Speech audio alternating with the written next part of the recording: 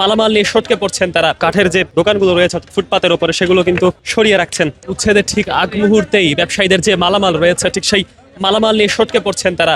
এবং আমরা দেখতে পাচ্ছি যে আজকে ম্যাজিস্ট্রেটের এখানে আসার যে তথ্য তারা কিন্তু পেয়েছেন এবং পাওয়ার পর পরে আমরা দেখতে পাচ্ছি যে মালামাল নিয়ে এক প্রকার সটকে পড়ছেন তারা। এবং নিশ্চয়ই লক্ষ্য করতে পারছেন দর্শক, আজকে যে মোবাইল কোর্ট অভিযান যে পরিচালনা হবে ঠিক সেই তার আগ মুহূর্তেই কিন্তু আমরা দেখতে পাচ্ছি বাইতুল মোকাররমে যারা কিনা ফুটপাতের ওপরে অর্থাৎ ফুটপাত ব্যবসায়ী যারা রয়েছেন তাদের ঠিক যে দোকান রয়েছে অর্থাৎ ঠিক সেই দোকান মাথায় করে নিয়ে কিন্তু এক প্রকার তারা সটকে পড়ছেন এখান থেকে, এমনটি কিন্তু আমরা দেখতে পাচ্ছি। এবং কিছুক্ষণ আগেও কিন্তু তাদের দোকান বহাল ছিল অর্থাৎ ব্যবসা বহাল ছিল এই জায়গাটিতে। তবে ম্যাজিস্ট্রেটের আসার তথ্য পেয়েই কিন্তু ইতোমধ্যে মালামাল নিয়ে এক প্রকার সটকে পড়ছেন ব্যবসায়ীরা।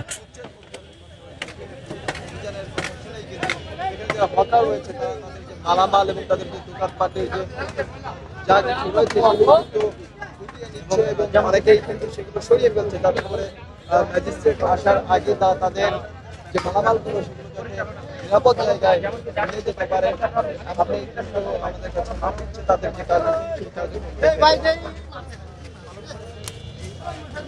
দেখতে পাচ্ছেন দর্শক, কাঠের যে দোকানগুলো রয়েছে ফুটপাতের উপরে সেগুলো কিন্তু সরিয়ে রাখছেন ব্যবসায়ীরা।